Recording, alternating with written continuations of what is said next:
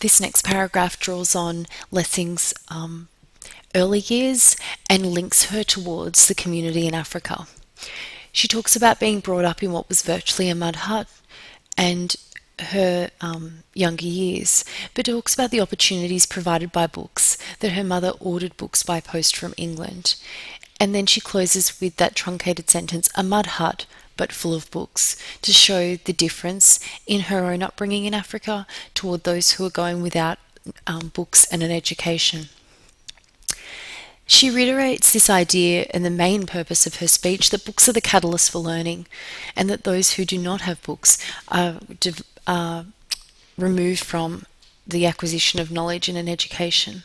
So even today I get letters from people living in a village that might not have electricity or running water, just like our family in our elongated mud hut. I shall be a writer too, they say, because I've the same kind of house you lived in. And then she rhetorically asks the question to confirm her view of what they do not have. But here is the difficulty, no? Writers do not come out of houses without books. She uses truncated sentences again to highlight inequality. There is the gap. There is the difficulty. The anaphora, through the repetition there is, creates a sense of authenticity, creates a sense of authority, that she is recounting to us what is actually occurring in this context. And now she goes on to reference prior Nobel Prize winners. She's been looking at speeches and she decides to reference some of their salient points and the fact that education has been the key to their success. Pamuk, she says, he said his father had 500 books. His talent did not come out of the air. So using a cliche there, drawing on a sense of humour through irony to reiterate to us where potential comes from learning. She reinforces again the value of books through V.S. Naipaul, who mentions the visits to the British Library. As a third example, she uses John Coetzee, another prize winner, who focuses on teaching literature in Cape Town. So then she closes this section of the speech with, in order to write, in order to make literature, there must be close connection with libraries, books, with the tradition. Okay, returning again to the social context in Zimbabwe, she's talking about a friend who taught themselves to read from labels of food jars. And we've got here an alliterative metaphor, grit and gravel, which really does symbolize the harsh community. The earth is grit and gravel, showing us that there is a harshness in this place, followed up with the image of the huts that are poor, and the school like the one she has described previously, that her friend found a discarded children's encyclopedia on a rubbish heap and taught himself from that. So this paragraph gives us a visual of the harshness of life, but also a sense of determination of the people who desire knowledge. Okay, so she talks about, in 1980, a group of good writers, and she uses the metaphor, they're truly a nest of singing birds, showing that they are unique and special. Writers are not made in Zimbabwe, not easily, not under Mugabe, so referring to the difficulty in that society under leadership. So we have here a journey of education being built through the metaphor of the difficult road to literacy, let alone to becoming writers. And she talks about the difficulty and the challenges that need to be overcome. And using, again, inclusive language, and we are talking about people hungering for standards of education beyond them, living in huts with many children, an overworked mother, a fight for food and clothing. Yet despite these difficulties, writers came into being. And she talks about storytelling, the notion of storytelling and passing ideas through generations. And she cites this as an achievement, a commitment to learning as best we can.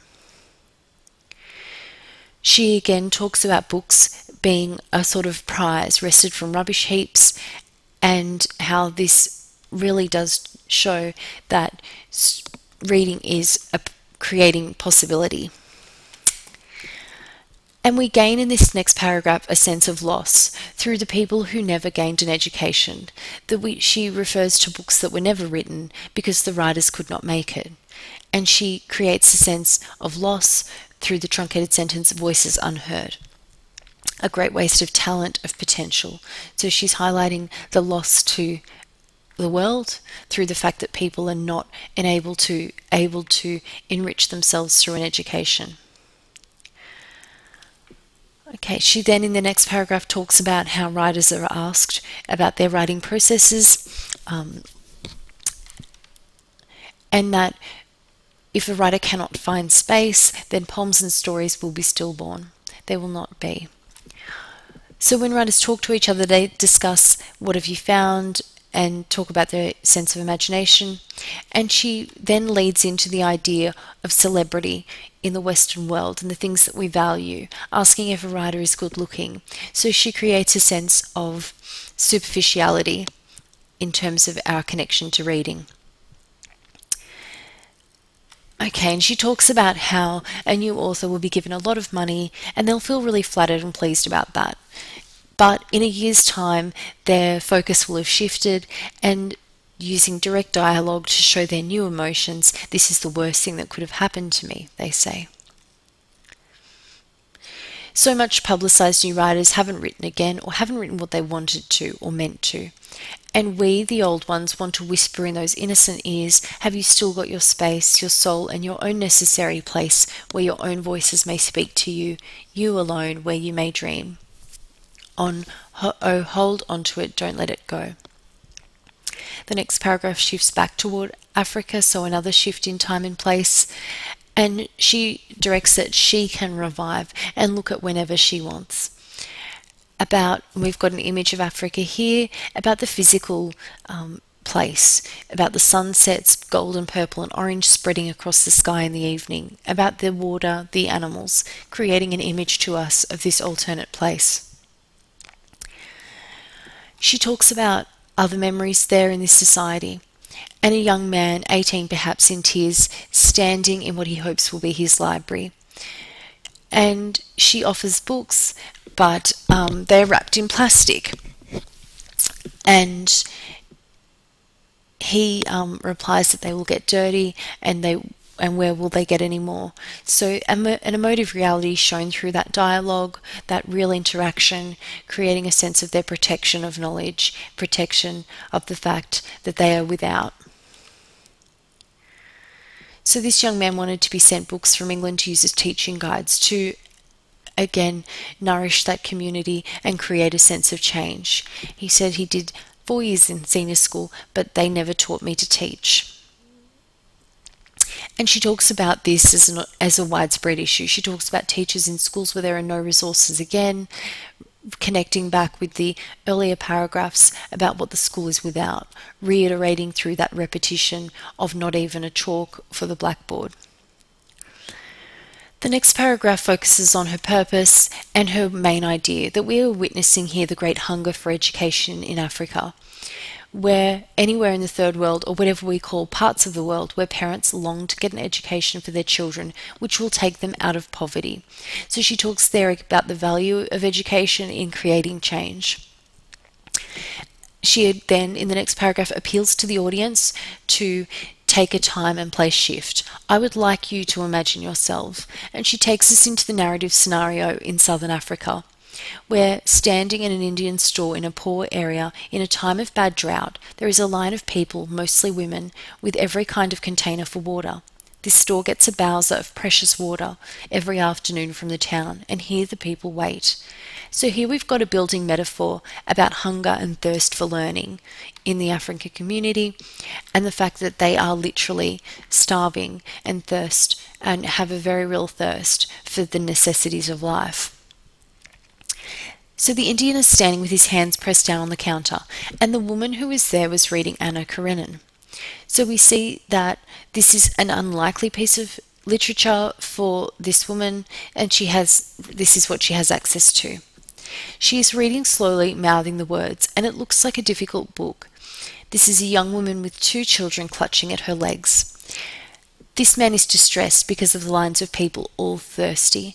So we get a sense of the battle he faces, and that's reiterated in this paragraph by the cliche. He's holding the fort as he has been left alone in the store, signifying the futility of this battle for survival. The man is curious and he says to the young girl, "What are you reading?" And she replies it is about Russia. The woman resumes her reading. She also, going back, mentions that the teacher said that she was the best in her class. So she has a value and a memory of her abilities with books. Again, the man is looking at the two children with the woman and offers them some Fanta, but the mother feels concerned as Fanta makes them thirstier. The man knows he shouldn't, but he does give them mugs of water, and the children and the mother drink it. Emotively, at the closing of this paragraph, it hurts him to see her drinking it, so painfully thirsty is she. Again, connecting with this idea of thirst for learning. So she goes on to be reading the book Anna Karenina, and we've got this literary allusion. This extract focuses on love and emotions that link humanity, showing us that we do share in common values, common goals that can be inspired through reading. And Lessing goes on to narrate the hardship and the value of escapism through reading. It is time for the women to leave the haven of the store. So that word haven creates a sense of escapism from everyday life. And then she goes on to talk about the journey of the book and how it came to be that a third of Anna Karenina was on the counter in the Indian store. And she talks about the businessman who breaks the novel into 3 sections, and one of them happened to arrive at this place. We again return to the woman as she's leaving the store, and she sends a thankful look to the Indian, and who she knew liked her and was sorry for her, and she steps into the blowing clouds. The children are past crying, and their throats are full of dust. So a very bleak image of desperation there. We've got a rhetorical reinforcement of the situation in Africa, which creates empathy through Lessing's questioning, hard, but she was used to hardship, was she not? Which directs us to her experience and the difficulties she faces continuously.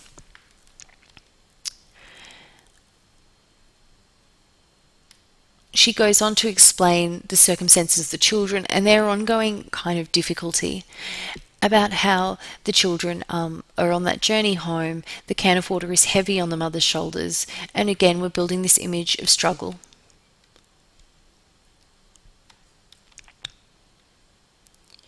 On goes that poor girl, held upright by thoughts of the water she will give her children once home, and drink a little herself. We then use alliteration to reinforce the cyclical nature of poverty, dreaded dusts of the African drought. So that's reinforcing the continuous nature of this poverty. Anaphora, in the next section of the speech, where she refers to what we in the Western world have, directs the audience to reflect on and consider our own society. We are a jaded lot, we in our threatened world. We have a treasure house of literature. We own a legacy of languages, poems, histories. We have a bequest of stories. So this section of the speech is encouraging reflection. She then directs the idea of creation of these stories. Ask any modern storyteller and they will say there is always a moment where they are touched with fire. And then she refers to the great winds that shaped us in our world. This natural imagery highlights education as critical to humanity. It's the moments that we encounter power. And then she goes on to talk about the storyteller deep inside every one of us. She reinforces the power we have. It is our stories that will recreate us when we are torn, hurt, or even destroyed. That is our phoenix. So a metaphor to show that we can recreate ourselves with the knowledge we have. She makes rhetorical demands to view our Western indulgences, and she refers to the things we have like stuffed full of food, our cupboards full of clothes, the things that are unnecessary. And then she closes by highlighting the contrast in our social norms, where that girl had not eaten for 3 days and yet was still talking about books. And she closes with the statement that it is this girl and the women that were talking about the books that may define us. So focusing on the divide between our two societies and the priorities we have.